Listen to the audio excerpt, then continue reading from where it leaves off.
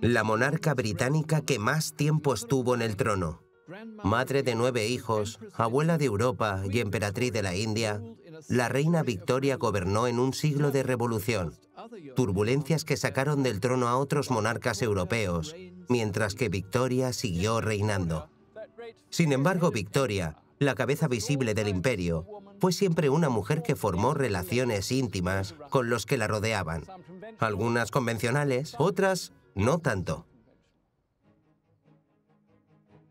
Pero quizás una de las amistades más duraderas de la reina fue su pluma. Fue una de las diaristas más fructíferas del siglo XIX. Desde su infancia hasta la viudez, guardó sus pensamientos en papel. Asuntos de Estado, chismes de la familia, cosas cotidianas, diplomacia y muerte. Sus pensamientos sobre todo y sobre todos. Una persona concisa, a menudo indignada, de alma romántica, que volcó sus emociones en el papel. Sus más allegados temían que esas opiniones escritas pudieran escapar y causar estragos. La pobre mujer es mental y físicamente esclava de su marido. Eso siempre se me atraganta. La mayor parte de lo que escribió se destruyó tras su muerte, y otra gran parte fue editada, por desgracia, por su hija Beatriz. Lo que sobrevivió revela a una mujer muy diferente a la que creemos conocer, la matriarca de negro. He pasado los últimos 5 años leyendo los diarios de la reina Victoria y sus miles de cartas inéditas. Casi he llegado a considerarla como una amiga.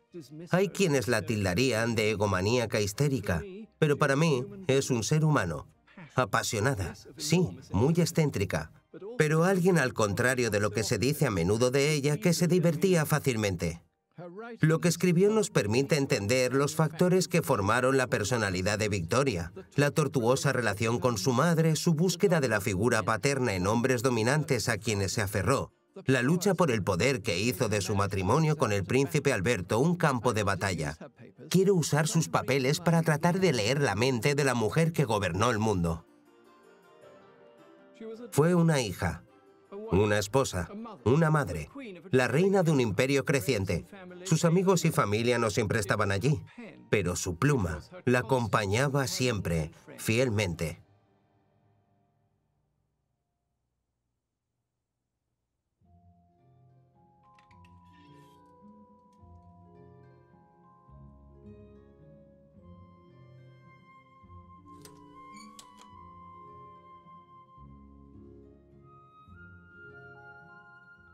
A pesar de gobernar la nación más poderosa del mundo durante su reinado, la reina Victoria siempre sacó tiempo para su diario.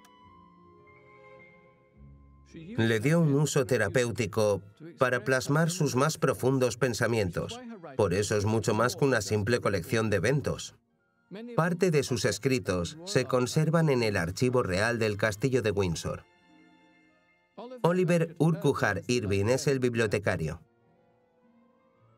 No es fácil descifrar su caligrafía, pero vale la pena.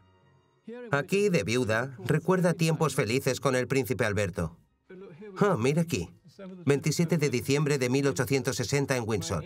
Mi ángel siempre lo conducía desde atrás, sentado a horcajadas con sus botas grandes y su abrigo forrado de piel, guantes de piel, y le gustaba mucho.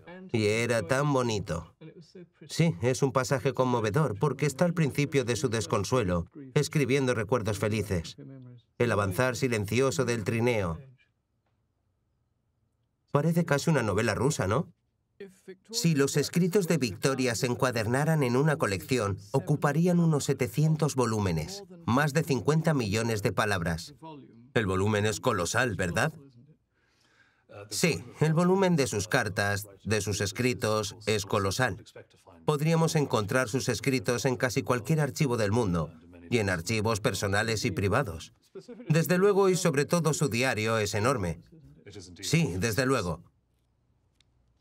Desde que adquirió este hábito, quizás gracias a su madre, de escribir un diario fue algo de por vida.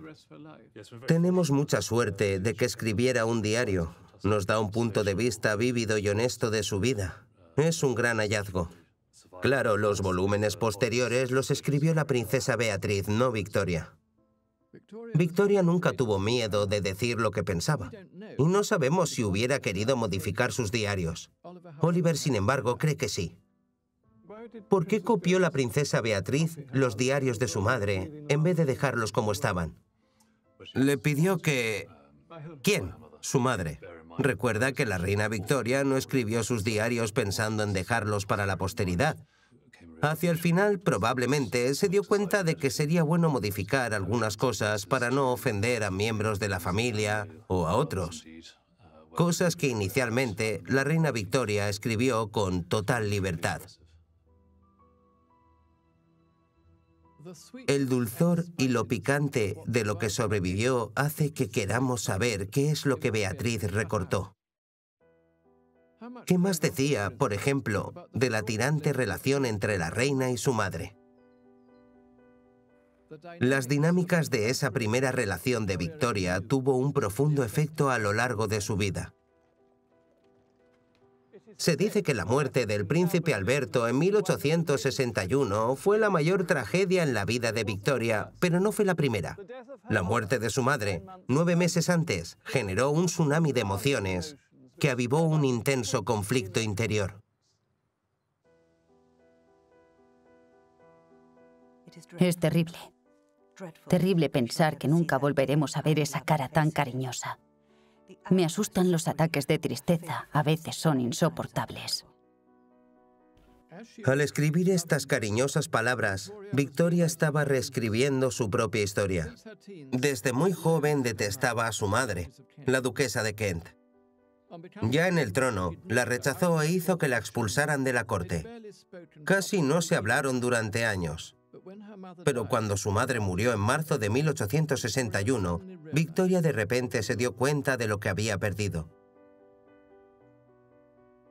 Como hacen muchos hijos cuando sus padres van a morir, Victoria contempló los efectos personales de su madre.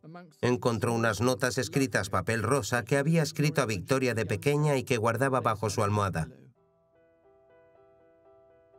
Mi queridísima Victoria, déjame que te diga unas palabras antes de que cierres tus ojitos. Este año está a punto de terminar. Demos gracias a Dios Todopoderoso por las muchas bendiciones recibidas este año. No es difícil de imaginar el shock de Victoria al leer estas notas como adulta después de fallecer su madre. A raíz de su distanciamiento, Victoria se había convencido a sí misma de que su madre no había sido amable y de que tuvo una infancia infeliz. Pero aquí estaba la evidencia tangible de que su madre la había adorado y de que había habido muchos tiempos felices en su infancia. Mandó encuadernar las notas en piel y grabó en la portada de mamá.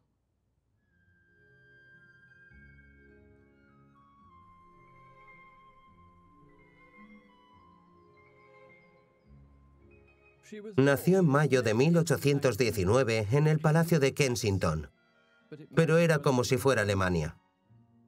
Su madre era alemana, la princesa Victoria de Sajonia-Coburgo-Saalfeld. Apenas hablaba inglés.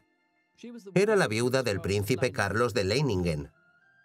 El padre de Victoria fue su segundo esposo, el duque de Kent, pero falleció 8 meses después de que Victoria llegara. Esa ausencia paternal fue posiblemente el factor más importante en la psicología de Victoria, quien pasó su vida buscando una figura paterna. Tras enviudar por segunda vez, la duquesa de Kent era pobre desde el punto de vista de la realeza. Su cuñado, el rey Guillermo IV, le permitió seguir viviendo en el Palacio de Kensington sin pagar alquiler, donde cayó presa del ambicioso John Conroy.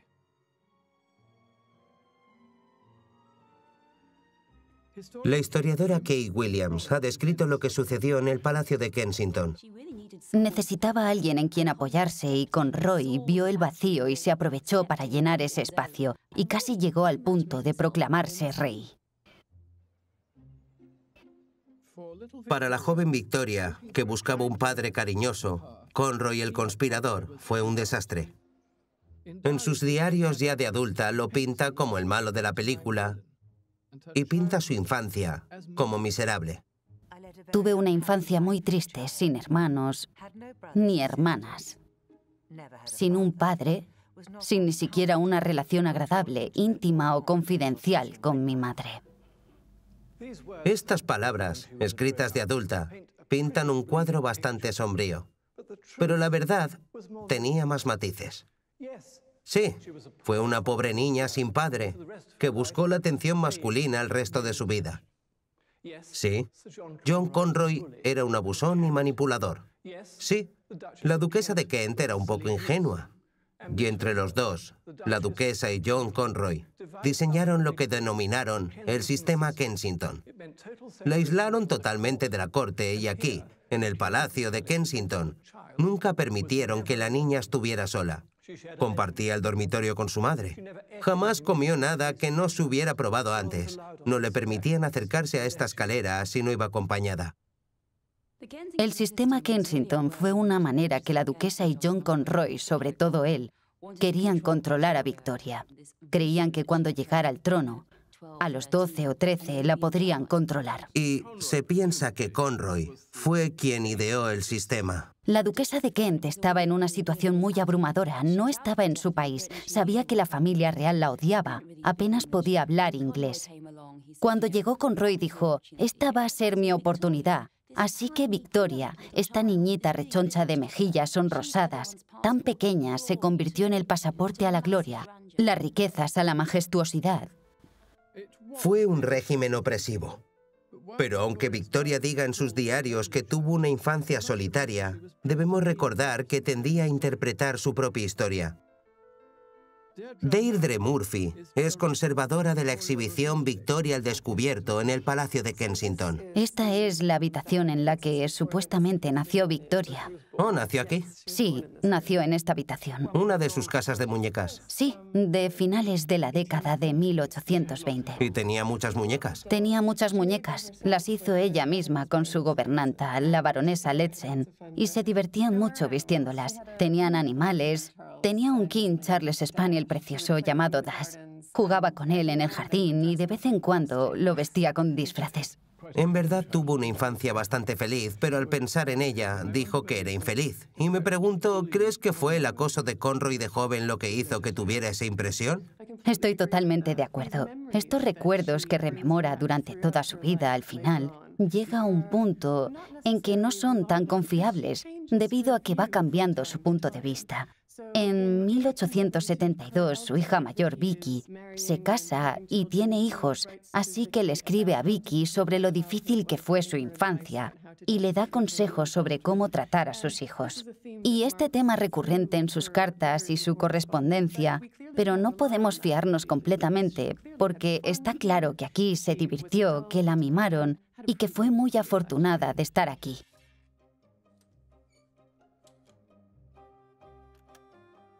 A las 6:30 fuimos a ver la obra en Drury Lane. Era El Rey Juan, la tragedia de Shakespeare. Los personajes principales eran el Rey Juan y el señor Macready. Una actuación preciosa. Llegamos al comienzo y nos quedamos hasta que terminó todo. Lo pasé muy bien. Su madre, Leisen y Victoria, estaban enamoradas del teatro y a menudo venían aquí, al deslumbrante West End de Londres. El Teatro Real Drury Lane era uno de sus favoritos para ver teatro, ópera o ballet. Puede que tú o yo nos demos un capricho y vayamos a la ópera o el ballet 2 o 3 veces al año. Victoria, de adolescente, iba a la ópera 2 o 3 veces a la semana. La familia de Victoria gobernó en tiempos turbulentos. Su tío, el rey Guillermo IV, fue el último monarca en nombrar a su propio primer ministro desafiando el Parlamento.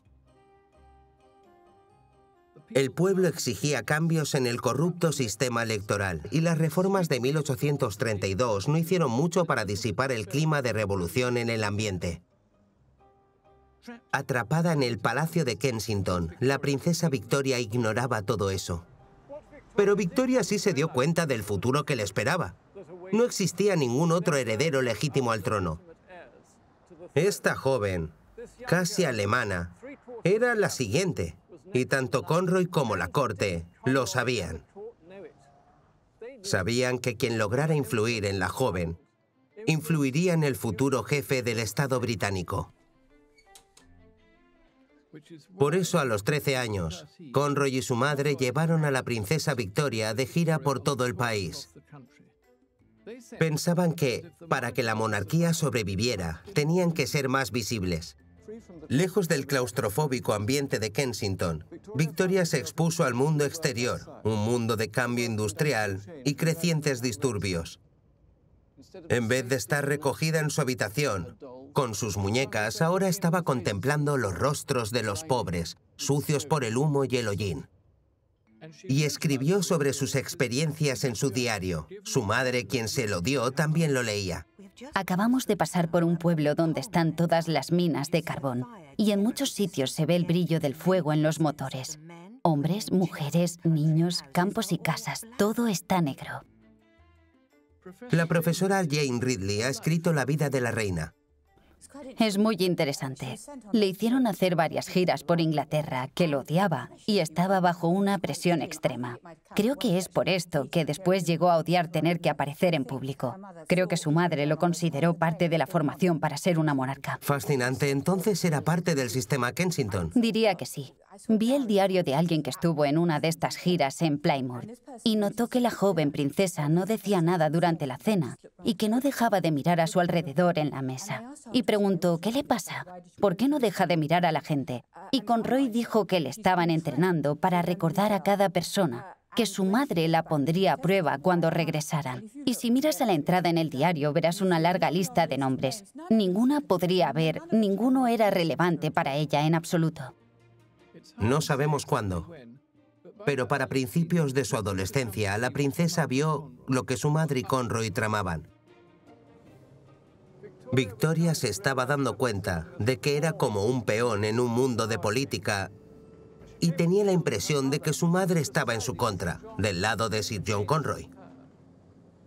Finalmente, en este pueblo costero de Ramsgate, un fatídico día de otoño de 1835, su odio hacia Conroy se confirmó y la llevó a detestar a su madre.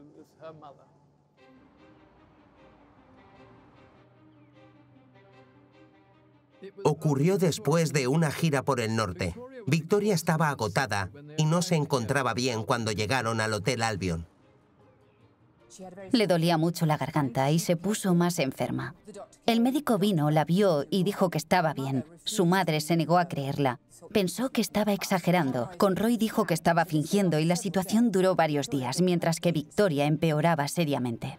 Aquí, donde se está construyendo un hotel de diseño, yacía Victoria en cama, en sus horas bajas.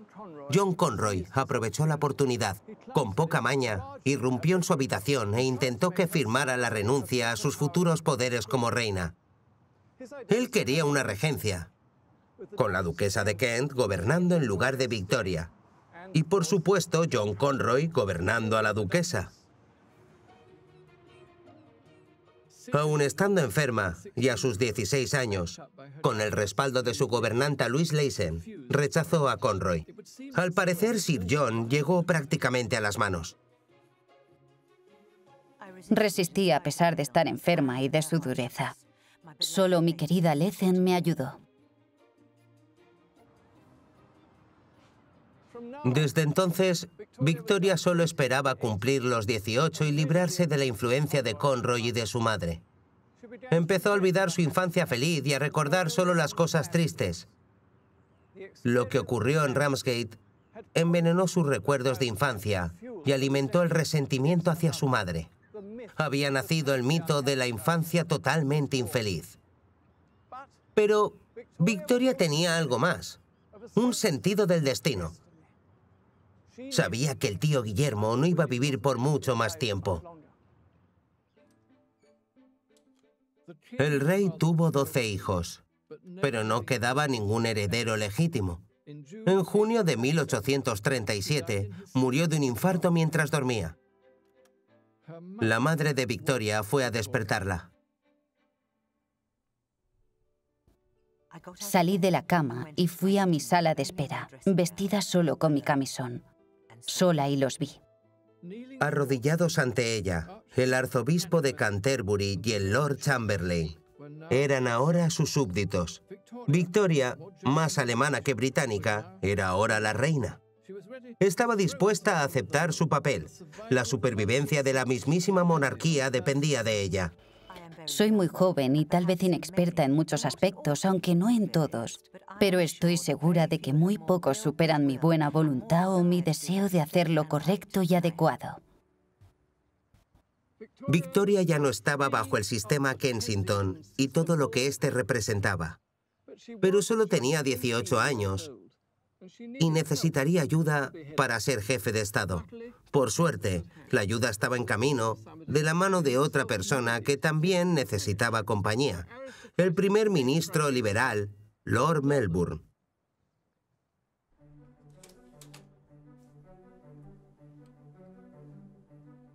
Justo en el mejor momento, llegó la figura paterna. Melbourne era todo lo que Conroy no fue. Cariñoso, amable y con inteligencia emocional. Vio lo que necesitaba y se lo proporcionó en abundancia. En su diario, la reina Victoria se describe como una niña sin padre. Ahora el primer ministro, a sus 58 años, hizo que se sintiera en control, pero segura bajo su cuidado. Fue él quien preparó a Victoria y quien dirigió la trascendental coronación aquí en la abadía de Westminster en junio de 1838. Aquí se ha coronado a casi todos los monarcas ingleses desde 1066. Desde su nacimiento, Victoria había sido criada y preparada para este momento crucial tanto en su vida como en el de la nación. Hubo una feria de 2 días en el parque, con luces, fuegos artificiales, con muchedumbres inundando el centro de Londres para ver a su nueva reina. La despertaron a las 4 de la madrugada los disparos en el parque. Se levantó para escribirlo en el diario y, sin embargo, no menciona a su madre ni una vez. La figura central de Victoria en el día de su coronación fue Lord M.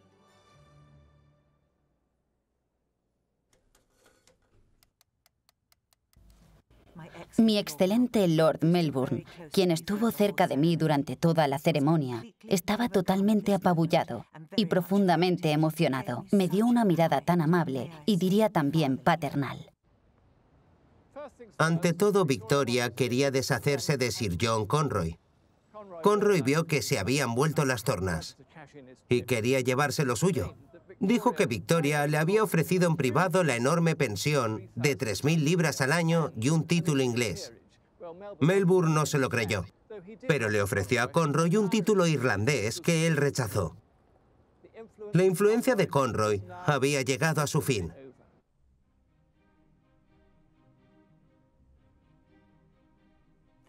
Parece que las historias y anécdotas graciosas que cuenta Lord Melbourne no tienen fin, y las cuenta de una manera tan entretenida y divertida. La amistad apasionada que surgió entre ellos proporcionó a la reina la seguridad que anhelaba, y a Melbourne, que se recuperaba de un matrimonio destrozado, alguien a quien cuidar. Estaba con ella cada día, a veces hasta 5 horas al día. Montaban juntos, hacían puzzles, jugaban a cartas. Él participaba en todo esto y al estar constantemente al lado de la reina, llegó a ganar gran influencia y poder. Y básicamente podía decirle a ella cuál era su papel. Consiguió algo que mucha gente envidiaba en gran manera. Su educación empezó aquí. Sus diarios están llenos de conversaciones con Lord M. Hablaban de todo, desde historia francesa hasta Shakespeare. Desde matrimonios interraciales hasta los chismes de la sociedad liberal. No fue simplemente una iniciación a la política lo que hizo Lord M, sino a la vida misma. Algo que favoreció su relación con Melbourne fue una afable debilidad de la reina, su debilidad por hombres que la hacían reír. La reina coqueta, amante de las diversiones, emerge de entre las páginas. Le pregunté a Lord M si le gustaba mi vestido. Dijo que era muy bonito y que me quedaba muy bien. Le dije que me había bañado, cosa que casi nunca hace, y que quería rodar por el césped cuando estaba en el jardín, lo que le hizo reír. De joven había sido muy atractivo, y todavía lo es muy simpático. Conoce a todo el mundo. Se encarga no solo de educar a la joven reina, sino de ser a la práctica su secretario privado. Los diarios de los años Melbourne son fascinantes porque escribe todo lo que él dijo. Melbourne, más que nadie, la convierte en una reina británica. Políticamente hablando, la relación entre la reina Victoria y Lord Melbourne no tenía ninguna importancia. Lord M no entendía para nada los tiempos en que vivía. Y mientras los dos pasaban el tiempo riendo y montando, el país se sumía en la inquietud. Grandes disturbios han vuelto a estallar en Birmingham. Han quemado y saqueado casas, algo que él, Lord M, se temía. Melbourne protegió a Victoria, pero era imposible ignorar el movimiento para la emancipación de la clase obrera que produjo la Carta del Pueblo. Había problemas con el comercio de azúcar y luego, en 1839, una derrota en el Parlamento sobre la independencia de Irlanda obligó a Melbourne a renunciar. Se había sentido segura, protegida y muy querida. Ahora se sentía sola, desprotegida, casi como si él hubiera muerto. Se ha ido mi felicidad. Esa vida feliz y pacífica destruida. Y mi queridísimo Lord Melbourne ya no es mi ministro. Quien reemplazó al primer ministro fue el conservador Sir Robert Peel, sin encanto, sin sentido del humor e incapaz de coquetear. El encanto de Lord M le dio poder sobre Victoria. La falta de encanto de Peel garantizaba un duelo de voluntades. La primera reunión resultó en una crisis constitucional. Casi de inmediato, Peel le dijo, tienes que cambiar a tus damas. Las damas de la ropa, las de cámara, eran liberales, ahora tienen que ser conservadoras. Y Victoria no podía soportar esto. Le dijo a Peel, no voy a cambiar mis damas, no voy a hacerlo. Sorprendentemente, Peel dijo que entonces él no sería su primer ministro. Se llegó a conocer como la crisis de la Cámara. Robert Peel era un político muy astuto. Al negarse a ser primer ministro, dejó muchas cosas claras a todo el mundo. Demostró que Victoria era partidista de los liberales. También que ella intentaba ejercer el tipo de poder monárquico que ya no existía en Gran Bretaña. Fue la última vez que un monarca británico desafió públicamente a un representante político. Aunque se sintió victoriosa, su intransigencia reveló su inmadurez. Quedó claro que había antepuesto sus necesidades egoístas a las del Parlamento y resultó en grandes complicaciones. La negativa de Peel generó un vacío. Melbourne se vio obligado a regresar como primer ministro de un débil gobierno liberal que solo duró 2 años más. La rabieta de una joven había sacudido el sistema político, un tipo de comportamiento que una madre más sabia habría podido modificar si hubiera estado más presente en la vida de Victoria. La duquesa estaba ahora entre bastidores, pero seguía planeando en silencio el futuro de su hija y el suyo propio. Lo que todo el mundo se preguntaba era con quién se casaría la joven reina. Y había 3 opciones mayormente. Podía casarse con su primo en Inglaterra, Jorge, duque de Cambridge, que era un soldado de su edad. Siempre fueron íntimos amigos. Pero Jorge solía decir descortésmente que jamás se casaría con la pequeña y poco atractiva Victoria. Guillermo IV habría querido que se casara con la familia real holandesa, pero Victoria no quería. Los 2 príncipes disponibles eran un par de zoquetes. Y la tercera opción, que gustaba a su madre y al tío Leopoldo, rey belga. Y era que formara una alianza política con su primo Coburgo, el príncipe Alberto. Desde 1714, la familia real inglesa, Hanoverian, había sido alemana. Victoria era descendiente de esa familia, pero su madre era de otra línea, la Sajonia-Coburgo-Gothas, igual que Alberto. Vieron en este matrimonio una oportunidad para que la familia controlara el trono de Gran Bretaña. Se conocieron de adolescentes. El príncipe Alberto, de 17 años, y su hermano Ernesto conocieron a Victoria en una reunión familiar en Inglaterra. Ernesto era más alto y más divertido. La doctora Carina Urbach es biógrafa de la reina Victoria. La primera vez que vino fue con su hermano Ernesto, y ella pensó que Ernesto era más interesante porque era el más animado y divertido. Pero cuando se encontraron por segunda vez, claro, él se había convertido en un hombre muy atractivo y fue una decisión muy hormonal la de casarse con él. En el otoño de 1839, el príncipe de ojos brillantes, con 19 años, vino de visita desde Alemania. Victoria, 3 meses mayor y unos 30 centímetros más baja que él, quedó totalmente encandilada. Alberto es realmente encantador. Es tan apuesto, qué ojos azules tan bonitos, una nariz exquisita y una boca tan hermosa, con bigotes delicados y patillas muy, muy finas. Una figura bella, ancho de espaldas y una cintura fina. Mi corazón no para de latir. Sabiendo ahora todo lo que estaba en juego en ese encuentro, es asombroso ver la inocencia de las emociones de Victoria cuando se fijó en el joven Alberto.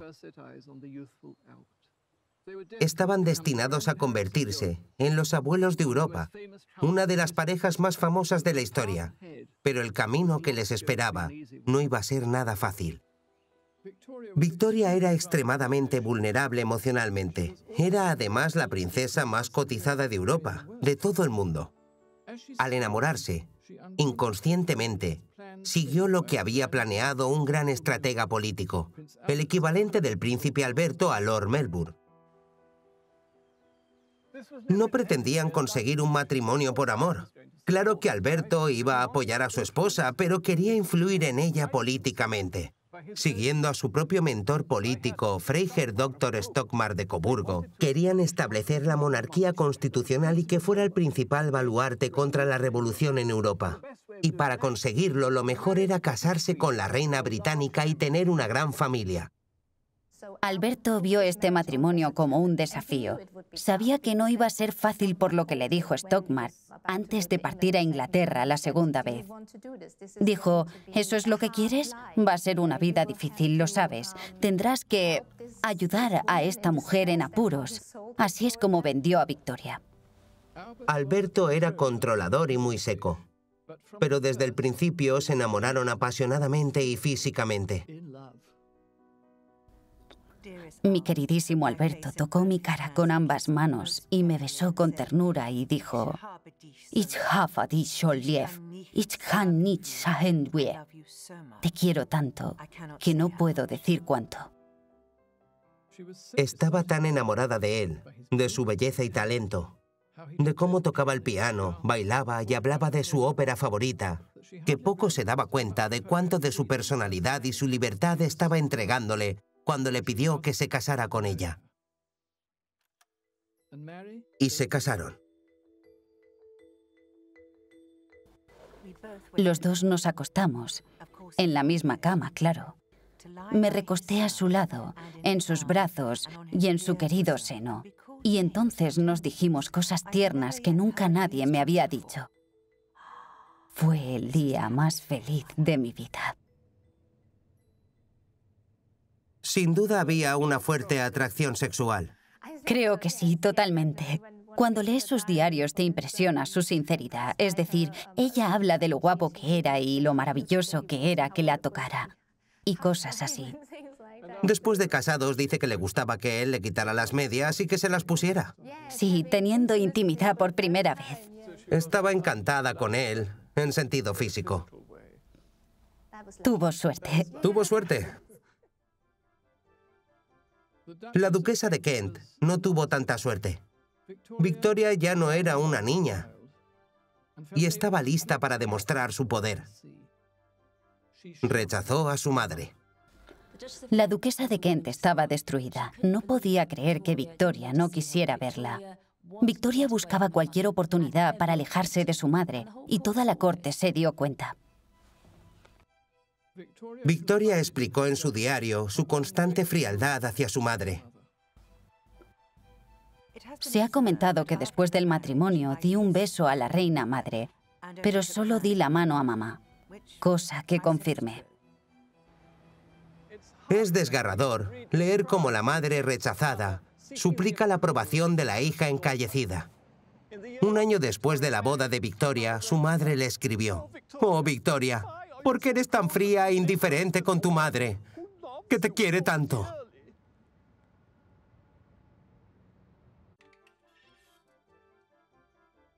Pero la reina solo tenía ojos para Alberto y nadie más. Era como un sueño hecho realidad. Victoria estaba extasiada. Su madre, quien lo había planeado todo, estaba a un lado. Victoria alquiló por 2000 libras al año esta casa, en el 36 de la Plaza Belgrave, y ahí metió a su madre. No está lejos de palacio. Puedo ver los árboles del jardín del Palacio de Buckingham desde aquí. Pero la duquesa de Kent estaba definitivamente fuera de palacio. Este sería su lugar, y su hija lo había dejado muy claro.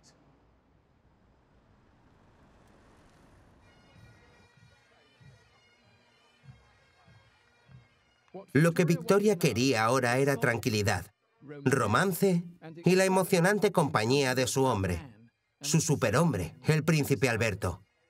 Escaparon a la parte más romántica de las Islas Británicas, lo más lejos posible de la corte de Londres. Alberto ya echaba de menos su patria alemana, y los paisajes e incluso la gente de esta zona le recordaban a su tierra. A Victoria también le encantaba la gente de Escocia. Le gustaba su falta de cortesía, cómo la trataban como a un ser humano. Había una calma, un recogimiento, un aire rural, una libertad y soledad que eran muy atrayentes para nosotros.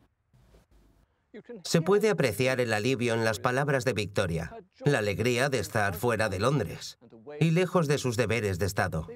A los dos les encantaba el aire libre. A Alberto le gustaba cazar ciervos. Victoria pintaba muy bien en acuarela y se llevaba su cuaderno al campo.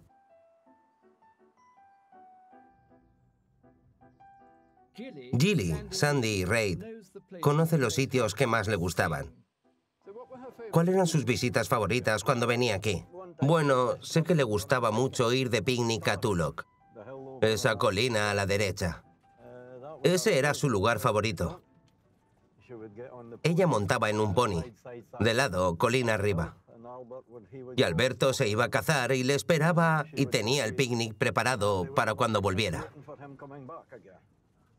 ¿Sabes si el príncipe tenía buena puntería? Bueno, creo que no era lo suyo, no. Parece que siempre tenía, ¿qué te digo?, mala suerte.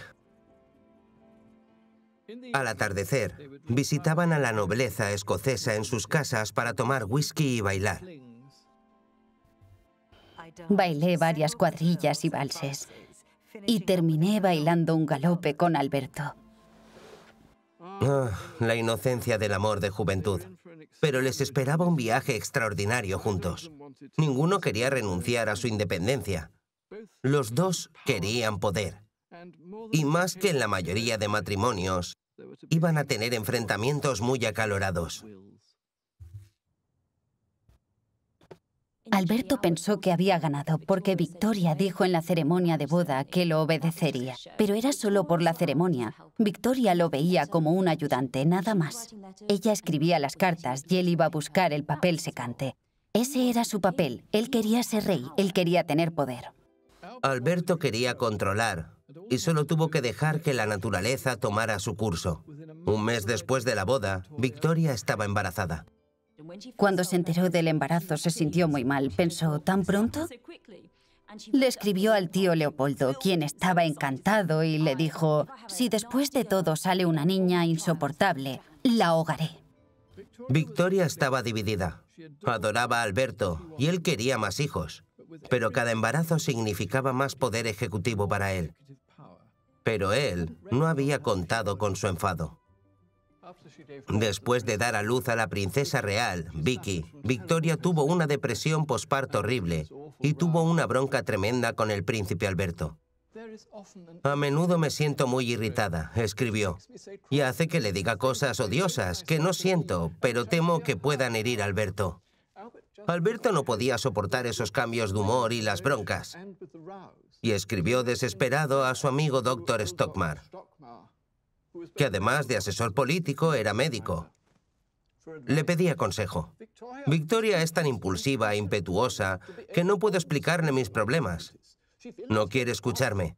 Se enoja y empieza a echármelo todo en cara con recelo, desconfianza, ambición, envidia. Era a la vez furiosa y cariñosa. Añoraba el hermoso tiempo fugaz en que tuvo Alberto para ella sola. Tenía envidia de sus hijos, que eran el centro de atención de él. Odiaba estar embarazada. Lo odiaba. No disfrutó tener niños y eso es muy triste. En sus cartas él siempre le dice: ¿por qué estás siempre encima de ellos? ¿Por qué no puedes ser amable? Y ella no mostraba muchos sentimientos de madre porque estaba obsesionada con su esposo. Victoria tenía una situación muy complicada. Por un lado era la reina de Inglaterra. Por otro era una joven casada que no podía controlar su genio y que a veces parecía volverse loca de rabia. Casada con un hombre frío y controlador que la castigaba si perdía los nervios. Debido a esto se sentía más inadecuada, pero luchó por mejorar.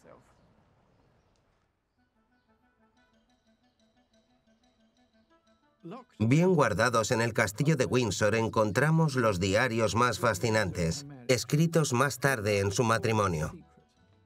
Eran el secreto de Victoria y son evidencia del vaivén causado por Alberto, que la llevaban de la furia a la euforia y a veces a autofustigarse. Este volumen se titula Observaciones, Conversaciones, Reflexiones.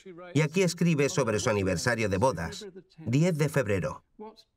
¿Cuántos motivos tengo para estar agradecida?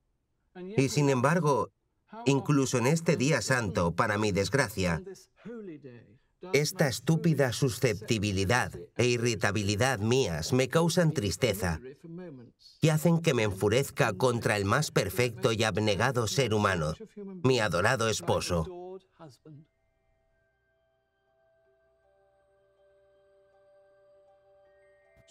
Confiesa estos sentimientos patéticos sobre lo indigna que es y sobre su falta de autocontrol. Y da la impresión de que a esta mujer la han hecho sentirse inadecuada en esta relación. ¿Hasta qué grado dirías que la controló Alberto? Creo que tuvo una actitud controladora. Victoria está constantemente intentando mejorar para impresionar a Alberto, para que vea que puede llegar a ser una mejor persona. Parece como si cada año Victoria hiciera un balance moral. De alguna manera, en vez de un balance bancario, ella hacía un balance moral. Alberto estaba consiguiendo lo que Sir John Conroy no logró, obtener poder ejecutivo sigilosamente. Tenía un plan grandioso, cambiar el curso de la historia, y sus hijos eran sus armas. Tener más y más hijos era parte del plan del barón Stockmar para asegurar la estabilidad de Inglaterra y Europa. Alberto sabía que un monarca no puede tener una vida privada. El nacimiento de todos y cada uno de sus hijos era una declaración política. Europa avanzaba en una dirección republicana. Alberto estaba decidido a cambiar esa tendencia, convirtiendo esos niños en reyes y reinas europeos.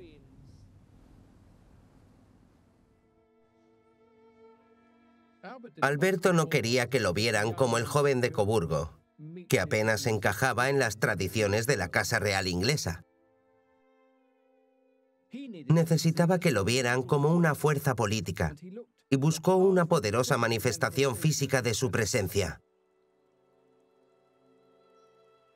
Por eso, en 1845 compró esta finca, Osborne, en la isla de Wight, con vistas al Solent, uno de los lugares más idílicos del sur de Inglaterra. Iba a ser su proyecto. Él lo diseñó. Él lo construyó.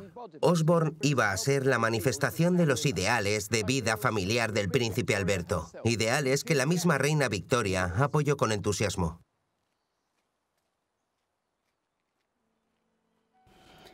Es imposible imaginar un lugar más bonito. Tenemos una playa solo para nosotros. Podemos ir a cualquier lado sin que nos sigan o nos molesten.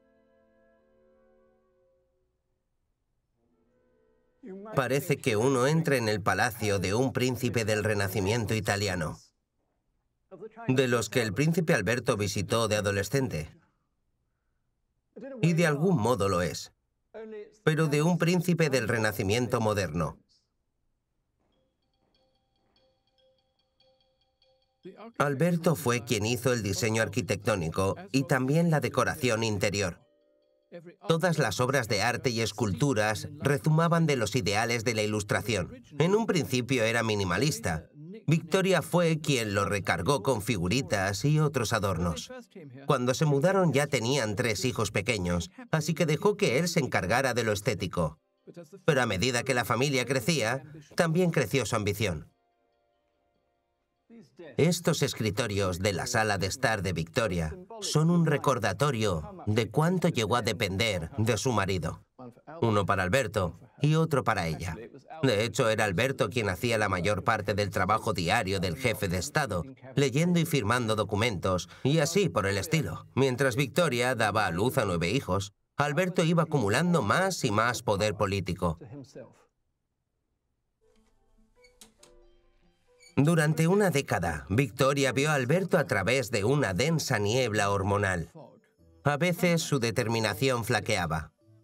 Cada día estoy más convencida de que si las mujeres tenemos que ser buenas mujeres, femeninas, amables y hogareñas, no podemos reinar. Charles Greville, otro gran diarista victoriano, dijo que aunque Victoria tenía el título, después de unos años de casados, Alberto era rey a todos los efectos. El artista alemán Winterhalter inmortalizó a la familia real en óleos. Cuando se expuso este cuadro por primera vez en la Royal Academy en 1847 fue muy criticado. Pensaban que a la reina de Inglaterra le faltaba decoro, porque enseñaba mucha carne. Su marido extiende el dedo sensualmente hacia la blanca mano de su esposa. Pero lo que me parece más interesante de esta foto es que, aunque la reina Victoria lleva su corona, es Alberto quien ocupa el centro de la composición. Retrata la felicidad familiar, pero también el éxito de Alberto. Había logrado el objetivo con el que salió de Alemania. Quizás su mayor logro fue la princesa Vicky. Sin importar qué le acaeciera a Alberto en el futuro, ella continuaría su labor, tal vez incluso controlando a su madre.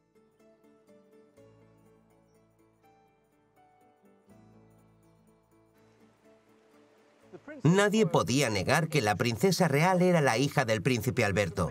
Había una gran afinidad entre Vicky y Alberto, y obviamente la reina estaba un poco celosa. Pero también había algo de orgullo. La familia visitó el castillo de Blair en 1844, cuando se fijaron en una finca en el norte, en Balmoral. Su madre escribió cuán contenta estaba al ver la madurez de la pequeña. Alberto subió las escaleras conmigo. Yo tenía su brazo y Vicky su mano. Y entre los aplausos de la gente, Vicky se comportó como una personita adulta hasta llegar al carruaje, tranquila, sin nervios ni temor.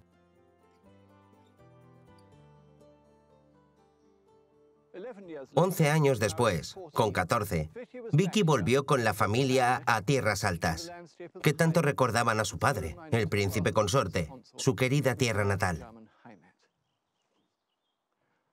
Pero no iban a ser las vacaciones de siempre, para pintar y cazar. Victoria y Alberto habían planeado durante años casar a cada hijo con diferentes casas reales europeas en una serie de alianzas políticas. Y este primer matrimonio fue, con mucho, el más significativo.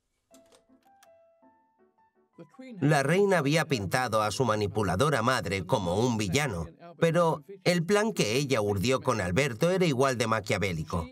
Ella y Federico Guillermo, príncipe heredero de Prusia, llamado Fritz, solo eran peones. Victoria llevó a la parejita al más romántico de los escenarios, un lugar que ella y Alberto amaban.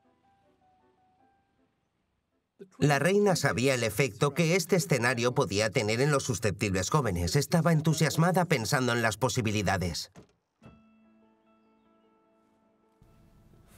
Fritz es muy apuesto, se le ve muy varonil y el bigote le favorece mucho. La visita me acelera el corazón y probablemente marque el destino de nuestra querida hija mayor. Él tenía 23 años y ella 14. Poco más que una niña con su vestido de muselina blanca adornado con cintas rojas.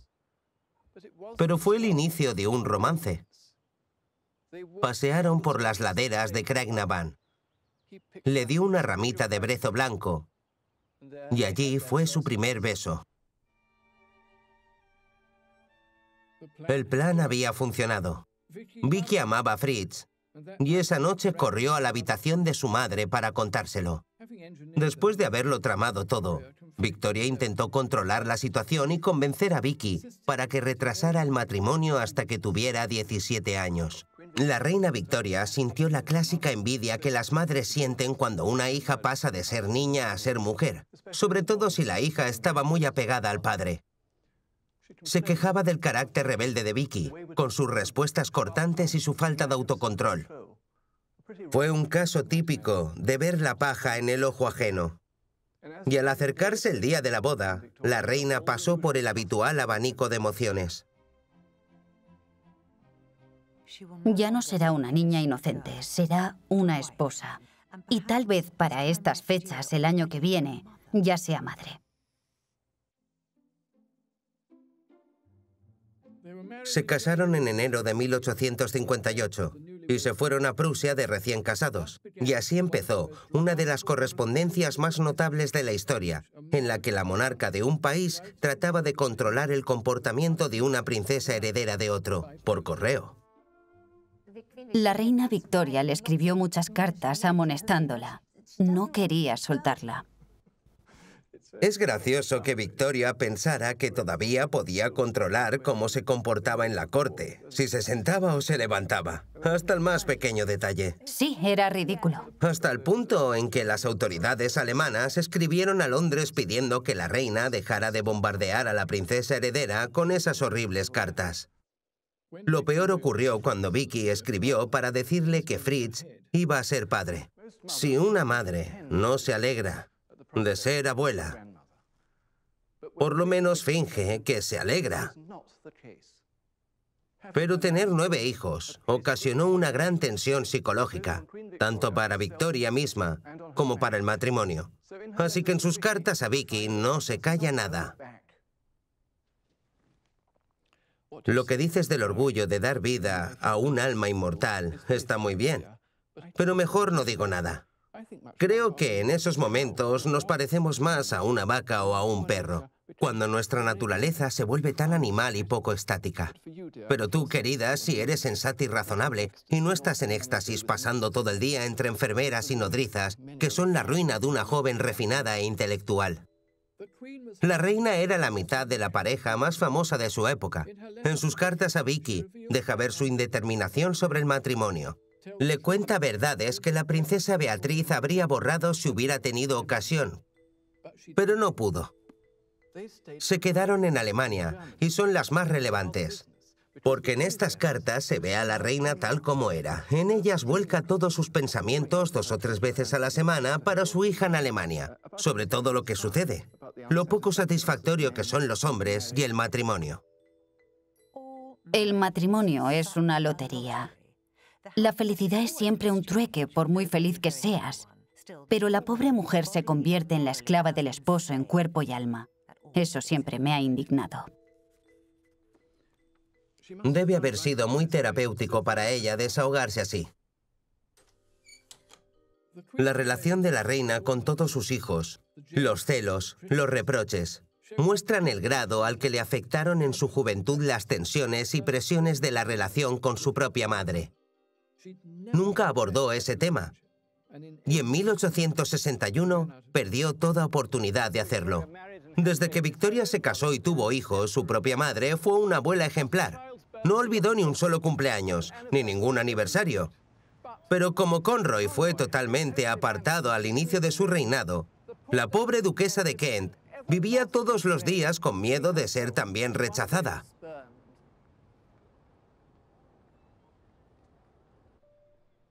Victoria se había autoconvencido de que lo que cortó el vínculo entre ellas fue la mano dura de su madre, pero se sintió devastada cuando se enteró de que su madre estaba muriendo de cáncer.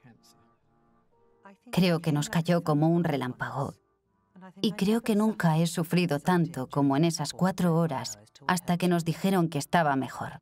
No me había dado cuenta de cuánto la amaba o de cómo mi mismísima existencia parecía ligada a ella. Apenas se habían hablado durante décadas.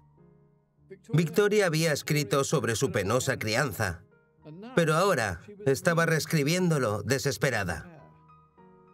No soporto pensar en todo lo que tienes que pasar. Si tan solo pudiera estar contigo, ir a verte muy a menudo para entretenerte en esas horas grises en las que no puedes divertirte. Pero fue poco y tarde. La duquesa no llegó a la Pascua. Victoria se refugió en Alberto, sin saber que este terrible año sería el último que estarían juntos. Alberto no tenía buena salud. Ahora se cree que podía haber sufrido la enfermedad de Crohn, o cáncer abdominal, o posiblemente ambos. Y murió ese mismo año, 1861, en diciembre. Victoria tenía solo 42 años. Había pasado su vida luchando contra una infancia opresiva y contra el tedio de la maternidad. Pero por difícil que fuera su matrimonio, llegó a depender totalmente de Alberto.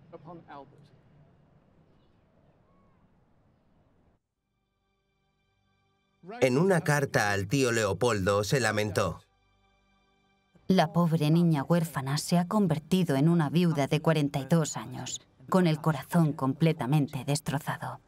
Victoria estuvo a menudo al borde de la inestabilidad. Ahora el duelo desencadenó una crisis mental que hizo que algunos asesores se preguntaran si había heredado la famosa locura hanoveriana. Aunque teniendo en cuenta lo dramática que era, el duelo le quedaba bien. 1861 fue su annus horribilis, su peor momento. Lo terminó como huérfana y viuda. Y llegó a forjar su persona. La viuda de Windsor, como se la llegó a conocer, ya no estaba a la sombra de su brillante ángel puritano, Alberto. Así que empezaba un nuevo capítulo sobre cómo se liberó de él, en el que Victoria se encontró sola, pero capaz poco a poco de entablar las más insospechadas amistades a medida que llegó a ser ella misma.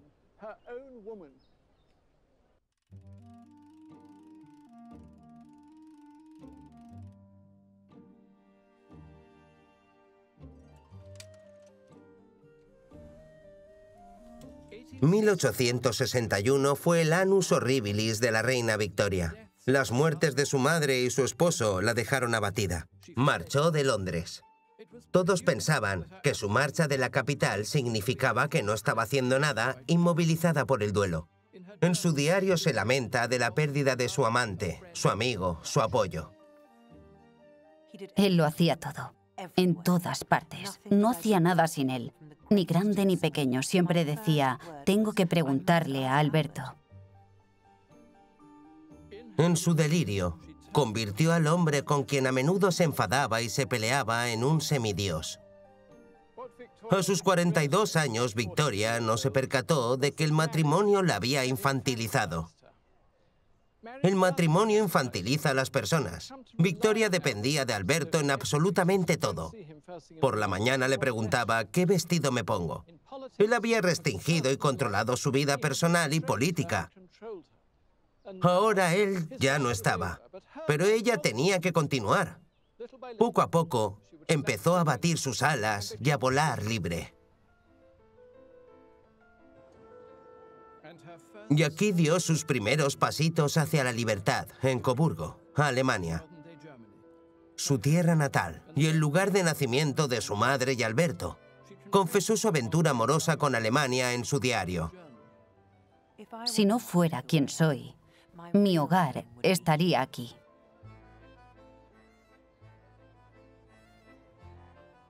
Victoria era 3/4 partes alemana. Idolatraba la tierra y la gente. Hasta el aire olía como Alberto y ella lo respiraba. Cuando regresó a Coburgo, su cuñado, Ernst, hermano de Alberto, quería que se quedara con él en su gran palacio barroco en el centro de la ciudad, Schloss-Ehrenberg. Pero ella prefirió quedarse aquí, en Schloss-Rosenau, un precioso pabellón de caza a unos 8 kilómetros del centro, donde había nacido Alberto, un lugar que guardaba sus recuerdos de infancia, rodeada por el silencio, la montaña y los bosques. Estaba inconsolablemente abatida. Y aquí podemos leer lo que escribió en el libro de visitas en 1862. Victoria Regina, la viuda desconsolada de mi amado Alberto.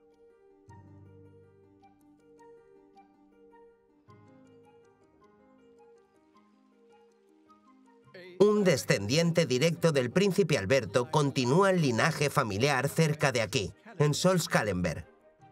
Humberto es el príncipe heredero de Sajonia, Coburgo y Gotha. Entremos en el tesoro, una de las habitaciones aquí, por favor. Espléndido, muchas gracias. Usted, señor, es el tataranieto del príncipe Alberto. Correcto, así es. Aquí es donde podemos ver la relación entre la familia Sajonia, Coburgo, Gotha y la británica. Oh, ese es Winterhalter, es precioso. Sí, el príncipe Alberto de Sajonia, Coburgo y Gotha. Eso es después de su llegada a Gran Bretaña. Sí, a principios de la década de 1840. Con su pelo, no es calvo todavía. Y mire qué cuadro tan hermoso. No vestía muy bien, pero tenía joyas estupendas. Eso es lo que dijeron los franceses cuando visitó París. Después de enviudar, se sintió aún más apegada a Alemania, aún más consciente de sus raíces alemanas, y Coburgo fue un lugar muy especial. Bueno, las raíces de la reina Victoria son definitivamente alemanas. Ella era muy fluida hablando alemán. Y a pesar de la muerte tan temprana de Alberto, ella seguía enamorada de Alemania y, sobre todo, de Coburgo. Vino a inaugurar un monumento para Alberto aquí, en el mercado, en 1865. Fue una de las pocas apariciones en público que hizo después de la muerte de Alberto. Ah, sí. Desde que era una joven reina, a Victoria siempre le gustó el melodrama. Y ahora en su duelo dejó claro a todo el mundo su pérdida, vestida completamente de negro. Quería que todos compartieran su tristeza. La doctora Carina Urbach, experta en relaciones anglo-germanas, arroja luz sobre el comportamiento de Victoria después de la muerte de Alberto. Es muy mala psicóloga. Alberto le dijo, cuando yo ya no esté, por favor, no exageres. Y ella hizo absolutamente lo contrario. Lo pone en un pedestal y arrastra a sus hijos una vez al año a la habitación en la que murió. Y sigue predicando siempre lo maravilloso que era. Y es totalmente ridículo porque los niños llegan a odiarlo y acaban hartos de este padre idealizado. Tiene el efecto contrario. Volvió una y otra vez a Coburgo. Creo que le habría encantado vivir en una casa de campo en Alemania con Alberto. Era su sueño. Y ese era su hogar, ¿no es así? Sí, se relaja porque cuando habla alemán puede ser una persona diferente. Su identidad inglesa es la de una reina, pero en alemán es solo una kleine Frau, como la llama Alberto. Aunque estaba destrozada por el dolor, no era para nada incompetente.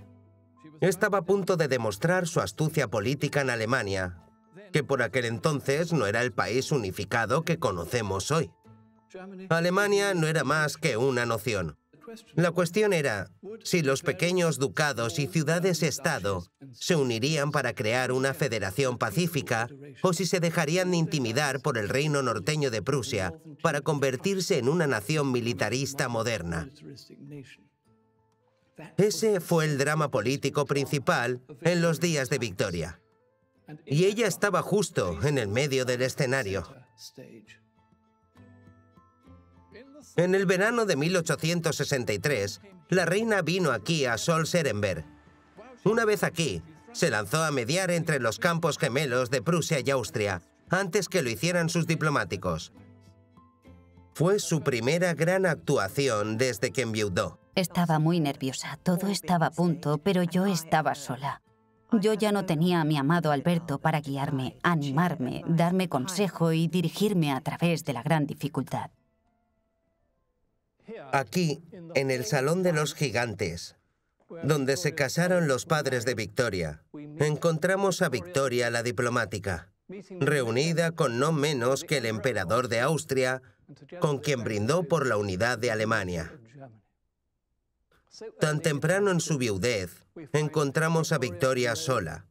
Sin embargo, una mujer independiente, que negocia, no en nombre de Inglaterra, sino en nombre de una Europa pacífica. Victoria había encontrado la fuerza interior para ejercer su poder y llevar a cabo el trabajo político de Alberto sola. En este caso hace de una especie de mediadora, quiere reunir a estos dos alemanes, el emperador de Austria y Guillermo de Prusia. Cree que deberían llegar a cierto rapprochement, cierto acuerdo entre los dos. Cree que la cuestión alemana puede tener una solución pacífica.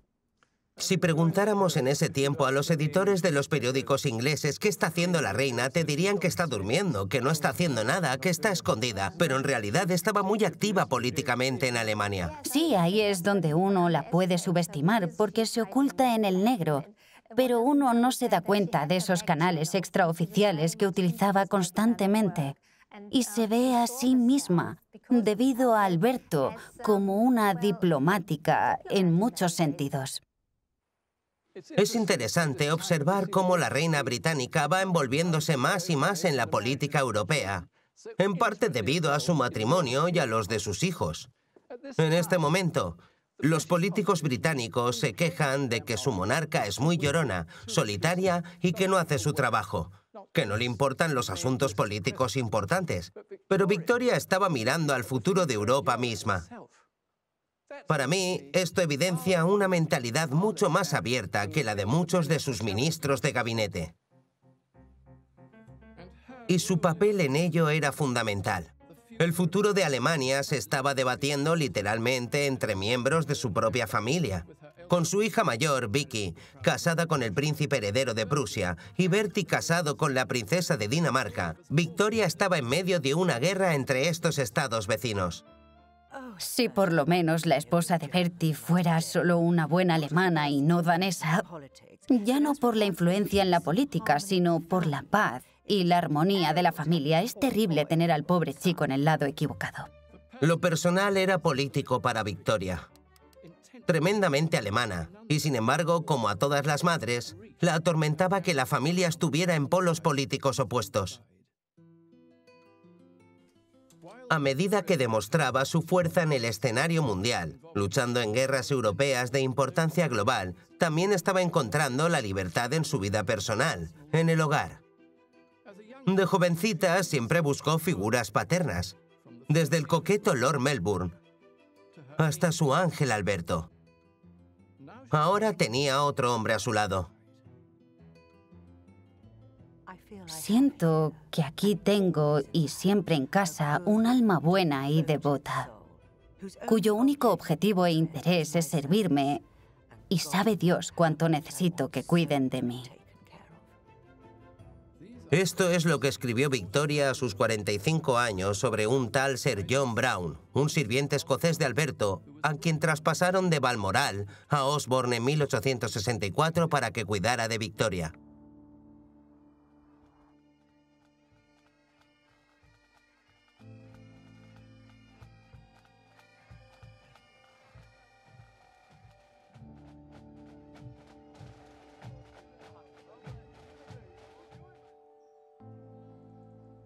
Sinceramente, creo que de no ser por las tierras altas escocesas y la amistad de John Brown en esos 10 años posteriores a la muerte del príncipe Alberto, la reina Victoria se habría vuelto completamente loca. Siempre le encantó estar aquí en Escocia, desde sus primeras visitas con Alberto. Encontraba muy refrescante el carácter sencillo de los escoceses, que tanto contrastaba con la rigidez de Windsor y el Palacio de Buckingham. Y así fue como Victoria pasó a depender de John Brown. Con su barba y su falda escocesa, 7 años menor que ella, como compañero fiel y mejor amigo.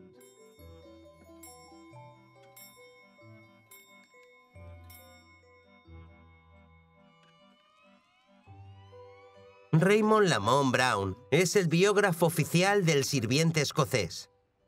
Pasó mucho más tiempo con John Brown que con cualquier otra persona, sin duda, más que cualquier familiar. Sí, es cierto. Él la atendía siempre que lo necesitaba y la comprendía muy bien. Una cosa que ni su familia ni sus ministros entendían es que, aunque estaba rodeada de gente constantemente, se sentía sola. Y John Brown le dijo abiertamente: creo que usted es solo una niñita que se siente sola y necesita que la animen. Y eso es lo que exactamente hizo. La sacó del pozo de su depresión. Llegó a ser como una enciclopedia andante de los gustos y preferencias de Victoria, sus manías y todo eso. Y dedicó su vida a ella. Nunca fue de vacaciones y siempre estuvo a su disposición. En cierto modo, era un compromiso mayor que el de los votos matrimoniales de Alberto, porque era de una total servitud. Sí, sí, claro. Alberto tenía sus obligaciones que hacer, en su horario. Pero para John Brown, su trabajo era la reina Victoria, de sol a sol. Además de su devoción a la reina, Brown se caracterizaba por su brusquedad y su total indiferencia a la etiqueta de la corte. Y observó que a Victoria le gustaba eso a pesar de su apariencia inflexible. A pesar de esas cualidades que sacaban a todos de quicio, hicieron de Brown el compañero ideal para Victoria. Alberto fue un gran hombre, pero tenía una salud delicada y era muy quisquilloso. No le gustaba beber como a Victoria. Mientras que a Brown le encantaba el whisky y a menudo estaba ebrio. Le gustaba echar whisky en la leche de la reina y decir: no te quedes con sed. Victoria no estaría de acuerdo conmigo, pero Brown la liberó de Alberto. Liberó su lado más hedonista y divertido. Y ella se dejó llevar. ¿Salud? Victoria encontró la libertad en su amistad con este insólito personaje, montando y riendo con Brown por los alrededores de Osborne. Después de la represión que sufrió de joven por la cruel labor de Sir John Conroy y las discusiones con su esposo, autoritario y maquinador, la franqueza de Brown y su dedicación exclusiva a ella le encantaban. Es un gran consuelo porque Brown está dedicado a mí. Tan simple, tan inteligente y tan distinto a un siervo ordinario. Nadie podía hablar a Victoria como lo hacía John Brown. La mantuvo a raya. En cierta ocasión, un joven sirviente entró a la habitación con una bandeja y se le cayó. La reina estalló del enfado. Dijo que lo despidieran a la cocina, pero John Brown intervino. «Mujer, ¿qué le haces al pobre chaval? ¿Es que nunca se te ha caído nada a ti?» El joven conservó su puesto. El habla directa del escocés puso a la reina en su sitio. Y a ella le gustó. No era solo la franqueza de Brown que complacía a la reina. Además, llenaba una necesidad emocional que Victoria tenía. En el 4º aniversario de la muerte de Alberto, la reina quebrantó las convenciones al llevar a Brown para que le acompañara a presentar sus respetos en el mausoleo de Alberto. Lo que escribió ese día muestra lo importante que fue la reacción de Brown para ella. Cuando vino a mi habitación más tarde, estaba muy afectado. Con su sencillez y expresividad, mirándome con ternura y pena, me dijo mientras las lágrimas se deslizaban por sus mejillas: «No me gustó verte esta mañana en Frogmore, lo siento por ti, pero ¿qué puedo hacer? Moriría por ti». No creo que nadie pudiera jamás reemplazar al príncipe Alberto, pero necesitaba un apoyo masculino, y John Brown fue ese apoyo. Lo que ocurrió a continuación evidenció el carácter contradictorio de Victoria. La mujer que evitaba al público decidió compartir sus pensamientos con todo el mundo. Normalmente pensamos en la princesa de Gales, Diana, como la que inventó el concepto de siente mi dolor. Pero la reina Victoria lo hizo antes cuando decidió publicar extractos de sus diarios privados. Páginas del diario de nuestra vida en las Tierras Altas salió en 1868 y fue un éxito de ventas inmediato. Ningún monarca había publicado un libro antes. Este era totalmente distinto a Victoria, la viuda compungida.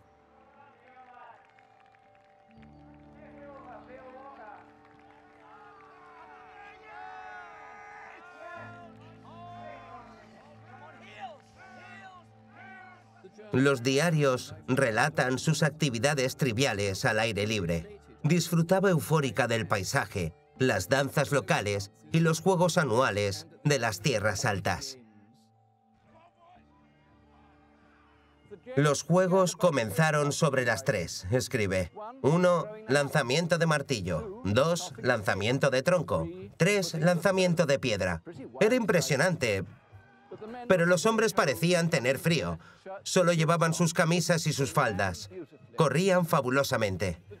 Los diarios no dicen nada del otro mundo. Lo que es absolutamente extraordinario es que se publicaran. Son buenos libros, encuadernados en verde con letras doradas, y enseguida vendieron más de 100.000 copias. Sin embargo, el aparente héroe en estos libros es una persona, John Brown, por supuesto. Pero a sus hijos apenas los mencionó, cosa que no les gustó. Pero parece que Victoria no era consciente de ello. De hecho, hasta escribió a la mayor, Vicky, buscando su aprobación. No has dicho una palabra de mi libro de las Tierras Altas, mi único libro. Pensé que a ti y a Fritz os gustaría. Vicky evitaba el tema, seguramente porque la manera desvergonzada en que su madre veneraba a Brown estaba siendo un escándalo. En Nueva York apareció un panfleto titulado Las piernas de John Brown, no muy refinado, dedicado a esas piernas extraordinarias, llenas de moratones y arañazos.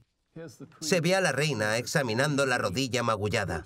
¡Oh, cielos, qué rodilla!, que sale de la falda escocesa de Brown. Lo más gracioso de esto es que mientras se escribía este panfleto en América, la reina estaba escribiendo el tercer volumen de páginas del diario de nuestra vida en las Tierras Altas, que era una biografía de John Brown. La corte y los políticos estaban absolutamente horrorizados y tuvieron que designar a alguien para que le dijera que el libro era totalmente inapropiado. Escogieron al desafortunado joven decano de Windsor, que le dijo a la reina que no era muy buena idea escribir esas memorias de su vida con Brown, que podía malinterpretarse. La reina estalló de ira.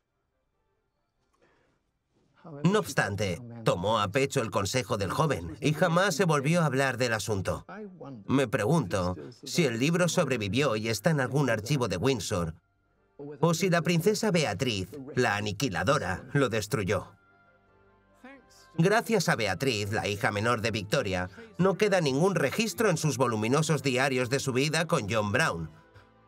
Solo nos queda el silencio, ya que sus hijos quisieron borrar de la historia a Brown y cualquier otra cosa inadecuada. Duele mucho pensar que se ocultaran las palabras de tan apasionada escritora y cronista como fue la reina Victoria. Claro, el hecho de ocultarlas consiguió precisamente lo contrario.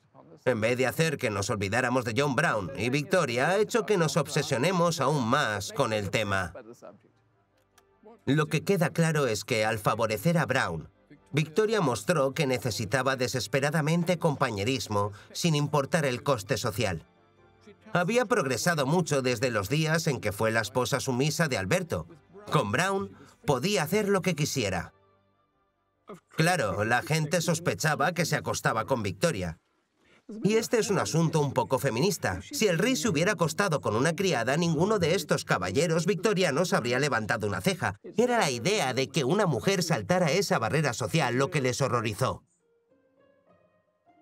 Sobre todo a medida que los rumores crecían hasta decir que la reina y su sirviente escocés se habían casado en secreto y tenían un hijo juntos. Seguramente uno de los pocos hombres en el mundo que llegó a conocer toda la verdad sobre su relación con Brown es su último médico, Sir James Reed. Madre mía, Micaela, Lady Reed, es la esposa de su nieto. Maravilloso, ¿verdad? Escribió un diario cuando trabajó con ella. Sí. Y tenemos 40 diarios pequeños aquí. ¿Ve? Su letra era minúscula.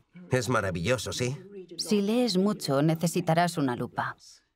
Y aquí hay más diarios suyos. Sí. Este es de marzo. Es de la reina y Brown, creo. Sí, aquí cayó. Subían y bajaban las escaleras, Brown y la reina. Claro, Brown podía llevarla en brazos, pero Reed no podía ni tocarla. Él podía ofrecerle su brazo para apoyarse. ¿Pero no se le permitía examinarla médicamente? No, ni mucho menos. Le permitirían llevarla en brazos por las escaleras. Mientras Brown sí podía llevarla en brazos. Sí, y estaban riéndose y les pareció muy divertido. Y el día siguiente dice que la reina caminó un poco por la habitación. Brown se levantó su falda y dijo, ¿está ahí? Y ella se levantó la suya riendo y dijo, no, no está aquí. Le movía su mano varonil. Sí. Por el muslo hasta el trasero. Pero creo que ella apunta, levantándose la falda, apunta a su rodilla. Era un poco libertino en ese tiempo. Sí, era muy atrevido. Está claro que eran muy íntimos. En la familia Reed tienen la impresión de que el doctor Reed sabía qué tipo de relación tenían. Sí, tenemos esa impresión. Y solíamos chinchar a la abuela, su viuda, sobre John Brown y la relación. Pero ella no decía ni pío. Se reía y dejaba el tema. ¿Qué piensa usted? No creo que se casaran, ni siquiera que tuvieran una aventura inmoral. Veo que mostraban sus sentimientos abiertamente en público. Si hubieran tenido una aventura, habrían sido más prudentes al respecto. También hay un detalle físico que ahora sabemos de cuando el doctor Reed examinó su cuerpo después de morir.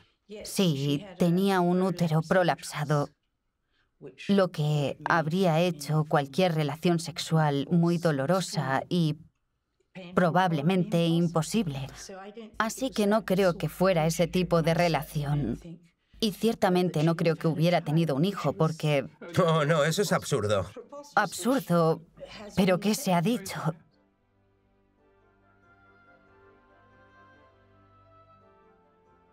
Cuando alguien se entera de que estoy escribiendo sobre la reina Victoria, siempre me preguntan lo mismo. ¿Qué relación hubo entre John Brown y la reina? ¿Fueron amantes? Pero me temo que seguiré siendo escéptico. No es para nada una relación como la que tuvo con Alberto.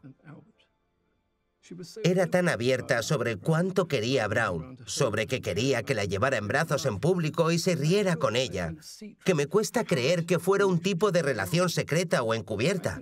Lo más probable, si tuviera que posicionarme, es que era una relación cariñosa, física, con muchos abrazos, pero no amantes en el sentido literal de la palabra.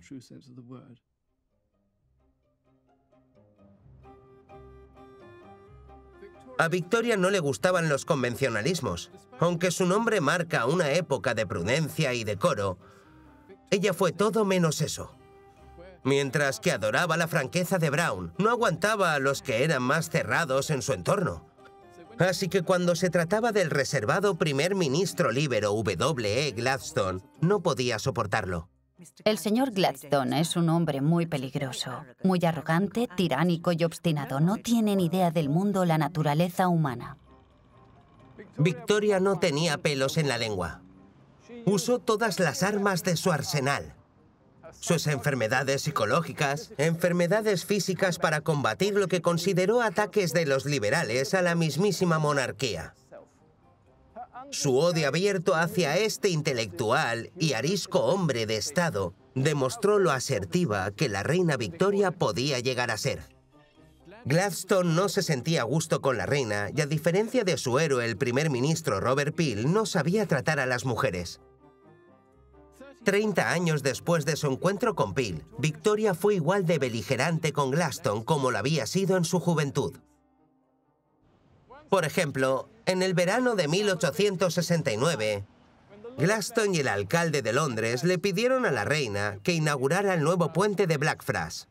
La reina estaba decidida a escaquearse por completo y la controversia se prolongó durante todo el verano y el otoño.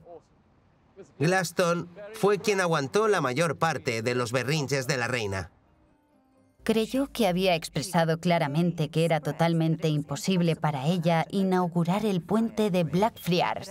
Pero como el señor Gladstone parece que no entiende, ella repetirá su sincero pesar de que no es factible hacer nada parecido durante el caluroso verano. Los republicanos, la prensa e incluso los más monárquicos se preguntaban exactamente lo mismo. Si el país funciona perfectamente cuando la cabeza de Estado pasa la mayor parte del año en Balmoral o en la isla de Wight, ¿para qué necesitamos un monarca? Y era para silenciar esa pregunta que el primer ministro, el señor Gladstone, quería pasear a la pequeña reina por este puente. Y ella estaba igualmente decidida a no dejarse intimidar y no ceder a la presión. A finales de julio, la reina seguía enrocada. La reina está muy sorprendida de que una vez más se burlen de ella y la atormenten sobre este puente, cuando hace 3 semanas, o casi, el señor Gladstone ya le preguntó. Y ella se negó a inaugurarlo diciendo que el cansancio de todo era demasiado en un día tan caluroso. Y con sus cambios de humor.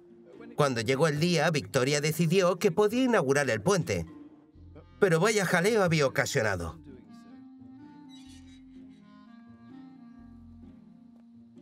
Alguien que a menudo sufría el fuego cruzado entre Gladstone y su reina fue su secretario privado, el coronel Henry Ponsonby.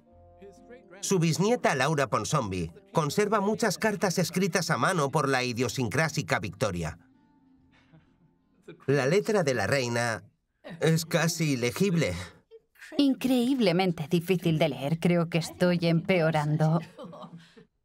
Estos marcos negros son muy bonitos, ¿verdad? Sí. Estas cartitas salían del escritorio de la reina cada 10 minutos. Así es. Me da la impresión que Gladstone pensaba que era imposible tratar con Victoria, mientras que Henry Ponsonby era mucho mejor al respecto. Ponsonby sabía lo que estaba haciendo. Hizo lo posible para hacer que la reina fuera más razonable con Gladstone, pero ella era muy crítica con él, Henry Ponsonby. Sabía que contradecirla no conseguía nada. Cuentan que en cierta ocasión él dijo: cuando digo 2 más 2 son 4, la reina Victoria dice no, son 5. Y él contesta, creo que no, son 4. Y ella insistía, no, te equivocas. Entonces él pensaba, lo dejo y ya está. Y cuando volvían al asunto, todo estaba bien. Sabía que si decía que no, la reina Victoria se iba a empecinar todavía más. Henry Ponsonby la admiraba, aunque podía ser totalmente obstinada, pero conseguía lidiar con ella y, claro, tenía un gran sentido del humor. Creo que eso fue lo que lo salvó. Vio que era muy graciosa. Es cierto, y siempre los hacía reír en la cena. Decía que miraba a la reina Victoria y estaba partiéndose de risa. Lo llamaban fou rire o risa loca. Eso que empiezas a reírte y te saltan las lágrimas y hasta tiemblas y explotas de risa. Le daba mucho a la furrir. Sí, muy a menudo. Siempre le daba la risa tonta. Sí. Gladstone no era nada gracioso. No, creo que no. La extraña mezcla de humor e histeria de Victoria es lo que los políticos no podían entender. Hasta el punto de temer por su cordura.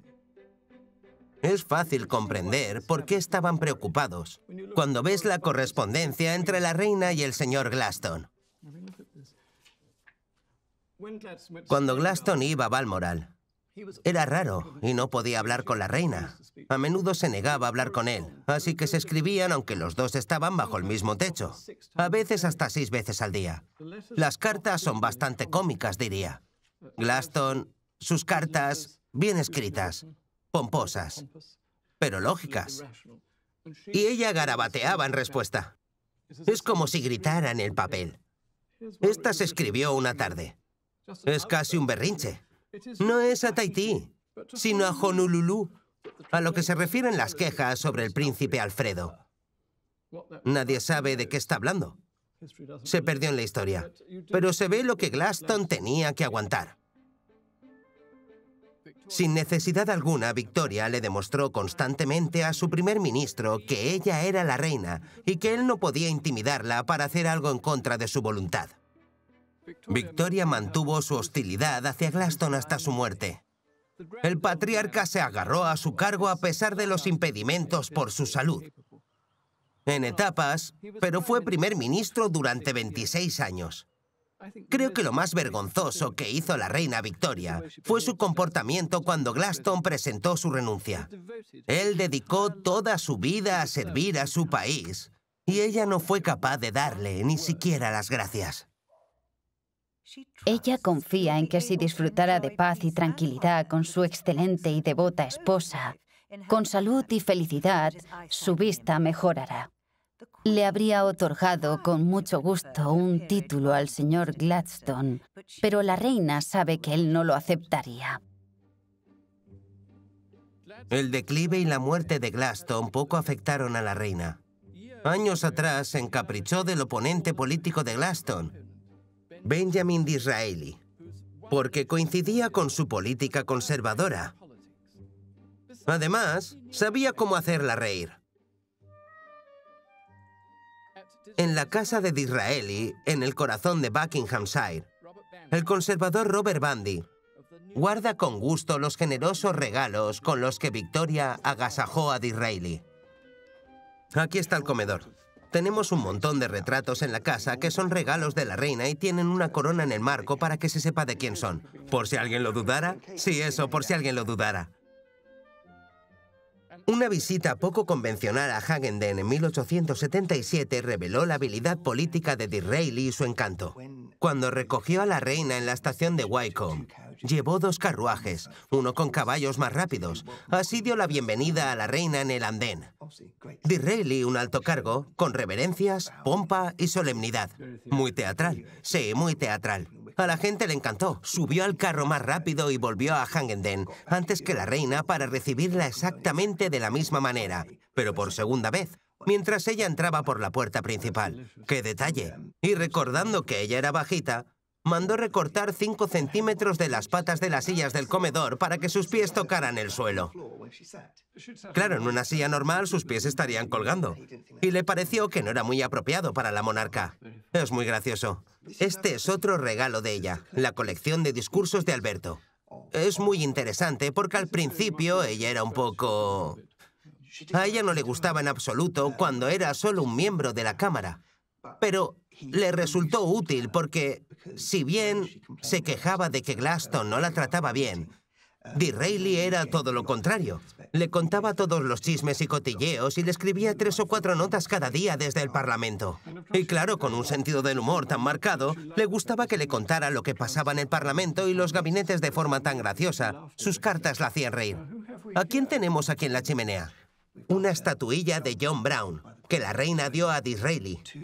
2 forasteros, en cierto modo. Disraeli era un primer ministro victoriano poco usual y Brown estaba completamente fuera de la esfera social de la reina, y ambos son los más allegados.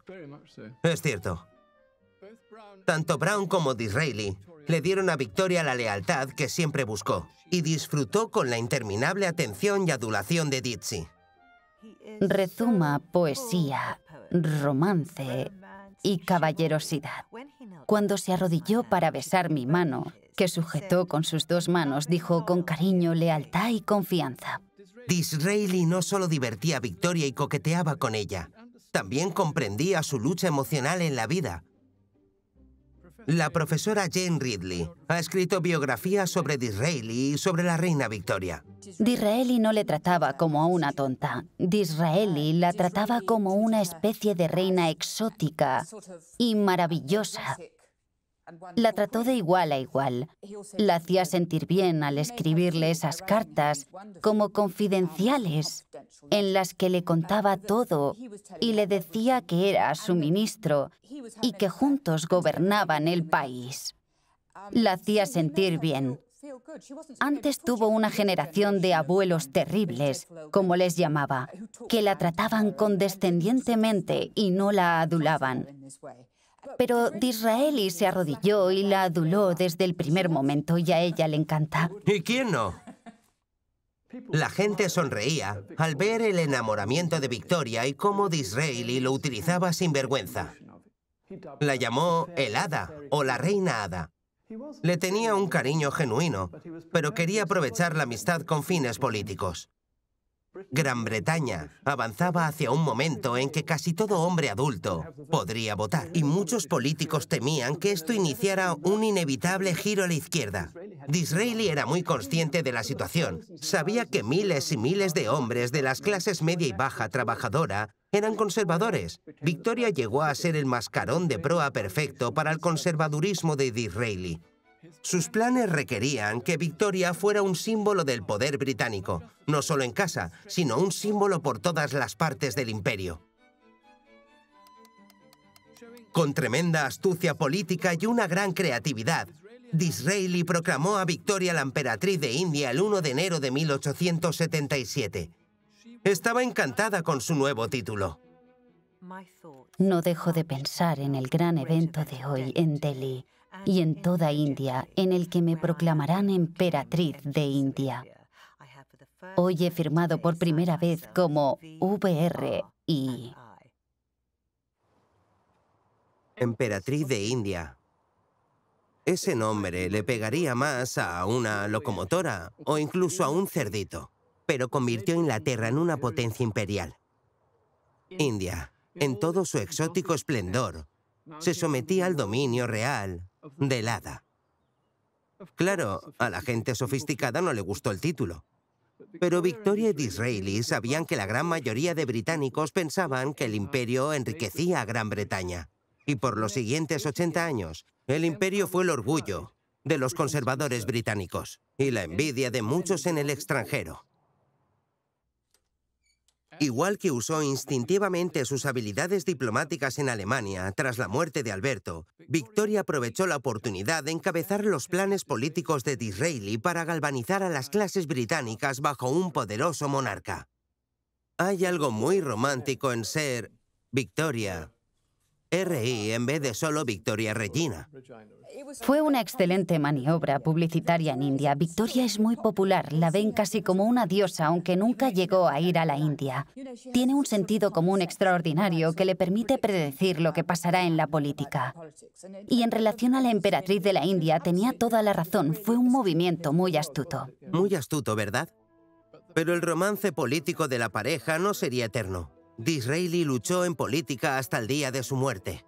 Victoria lo agasajó hasta el final. Incluso le concedió el título de Lord Beaconsfield.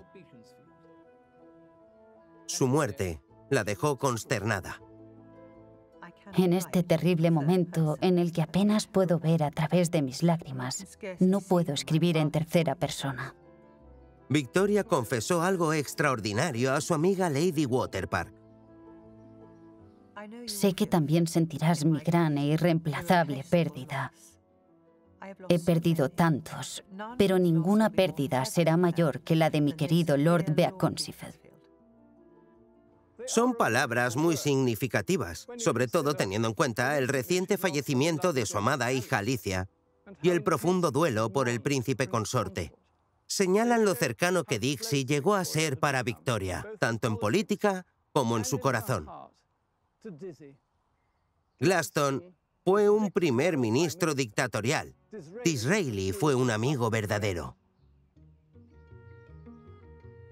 Por si la muerte de Disraeli no fuera poco para Victoria, 2 años después llegó el turno del hombre que pudo ser el amor de su vida, John Brown.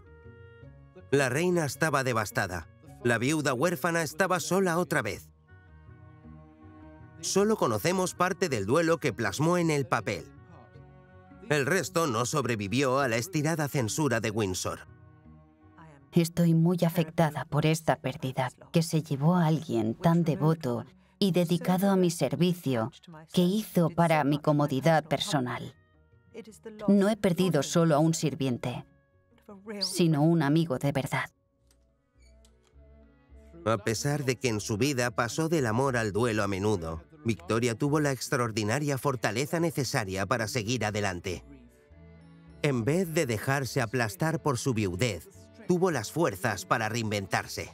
A sus 68 años era una mujer nueva que celebraba su jubileo de oro. La muchedumbre que había desde las puertas del palacio hasta la abadía era enorme. En este día inolvidable, siempre dejará en mí un recuerdo gratificante y conmovedor. Los festejos no terminaron en Londres. Se extendieron por todas las regiones del imperio, hasta la India.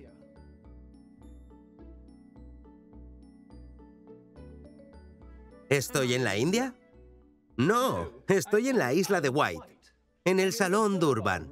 Victoria añadió esta fantástica ala a la villa de estilo italiano del príncipe Alberto. Mirad qué símbolo de su liberación, del pasado influenciado por Alberto. Su dominio, su imaginación y comprensión del mismísimo imperio se había extendido en su propia vida. Es algo maravilloso.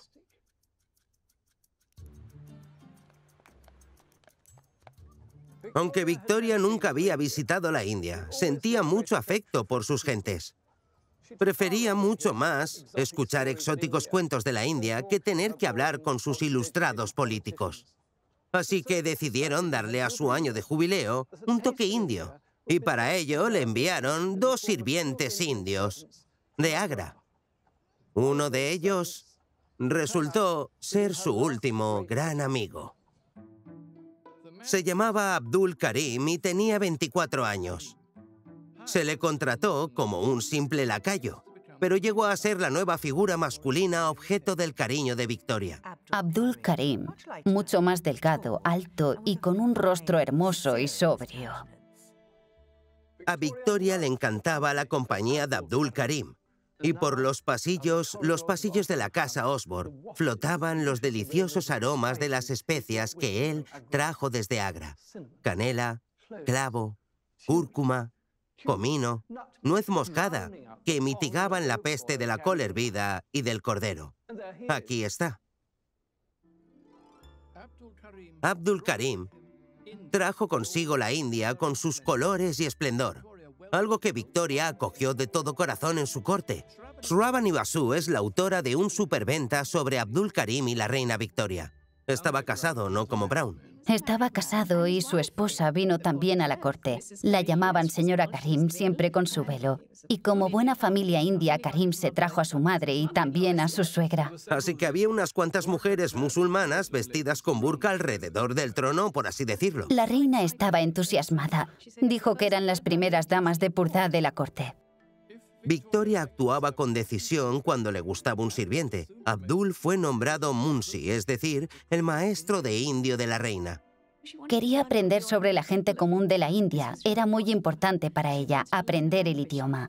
Él le enseñaba expresiones comunes y ella las usaba para lucirse. Le encantaba. Si respondía a una sirvienta india, lo hacía en hindú como si nada. ¿Qué expresiones prácticas le enseñó? Cosas corrientes como el té está muy caliente o el huevo no está bien hervido. Pero también otras cosas muy interesantes como voy a echar de menos al Munshi o abrázame. ¿A qué viene eso? Es muy cariñoso, ¿no? ¿Crees que lo abrazó? Imagino.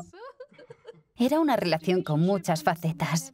Como madre-hijo, abuela-nieto, era el mejor amigo. Y además a Victoria le gustaba tener a un hombre fuerte a su lado. Se ve la tendencia. John Brown medía 1,80, era fuerte, la cuidaba. Y con Abdul Karim igual, casi 1,90, siempre a su lado, cuidándola. Ese elemento físico sensual era definitivamente parte de la relación. Eso es muy revelador. A nadie en la corte le gustaba el Munshi. Lo veían como un John Brown con turbante.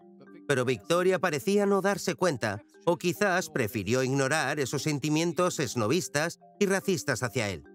En una carta a Vicky, se deshacía en halagos. Es tan bueno y amable y comprensivo. No puedo pedir más. Es un verdadero consuelo para mí, una influencia muy buena para los demás. Si Abdul Karim quiere una cosa, se la concede. Quiere una buena habitación, se la da. le da la habitación de John Brown y todo el mundo lo nota. Le da un carruaje propio para que pase por Balmoral. Le da vacaciones en la India. ¿Y qué actitud tenía el resto de la corte hacia Abdul? Tan pronto como comenzó a recibir esas atenciones, empezó también el resentimiento. Y la reina los acusa constantemente de racistas y además insiste en que deben comportarse cortésmente, cosa que no hacen. Claro, el Munshi se lo busca porque es un poco arrogante y creído. Va dándose aires, va de jefe de los otros sirvientes, pero es la posición que le han dado. A Victoria parecía no importarle el malestar que crecía en la corte. No estaba dispuesta a renunciar al cariño de su nuevo mejor amigo. Y un acto descarado de favoritismo en junio de 1890 indignó aún más a su familia. Mientras subía al carruaje, la reina perdió un broche. Un sirviente dijo haber visto al cuñado de Abdul Karim, Hurmet Ali, por allí en el momento del incidente. Alguien dijo a la señora Tack, la dama que vestía a la reina, que Ali recogió el broche y lo vendió a unos joyeros en Windsor. Y tenían una nota del joyero para demostrarlo. La reina estaba furiosa, pero no con el ladrón, sino con la señora Tack. Dijo que en la India era perfectamente normal recoger algo del suelo aunque no fuera tuyo y que no se consideraba deshonesto, y para rematarlo dijo: ¿es esto lo que los ingleses llamáis justicia? Los ingleses, viniendo de la reina que escapó a Alemania cuando las cosas se pusieron feas, aunque había pasado los últimos 50 años en el trono, demostró que nunca se sintió como en casa en Gran Bretaña. Igual que a otros miembros de la corte, al doctor Reed no le gustaba que la reina pasara tanto tiempo con el Munshi, especialmente porque no tenía muy buena salud. Él tenía que cuidar del Munshi, y muchas veces hasta la medianoche, y ya no sabía qué hacer. La reina fue varias veces a verlo a su habitación y acarició su mano. Mientras recibía clases de indio, le acariciaba el cuello y le alisaba las almohadas. No quiero ser indiscreto, pero ¿qué le pasaba al pobre Munshi? Bueno, primero tuvo sarna, pero ya estaba mejor. Esto fue un gran absceso en el cuello. ¿Cómo se llevaba Reed con el Munshi? A Reid no le gustaba el Munshi para nada. Creía que era un sinvergüenza. No trataba bien a los otros indios y se creía muy superior a todos los demás. ¿Entiende usted que vio la reina en el Munshi? Porque Reed no lo entendía, ¿verdad? No. Creo que él era exótico y era un símbolo de la India. Victoria, sin darse cuenta de los convencionalismos, ignoró las quejas de los miembros de la corte. Pero todo se complicó el día en que insistió en llevarse al Munshi en un viaje anual a la soleada Riviera.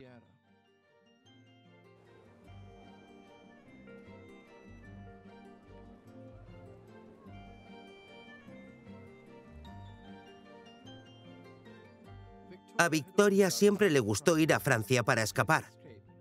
Después de la muerte de Alberto, viajaba bajo el nombre de Condesa de Balmoral. Para Victoria, Francia representaba la libertad. En 1897 planeó un viaje real a Cimiez.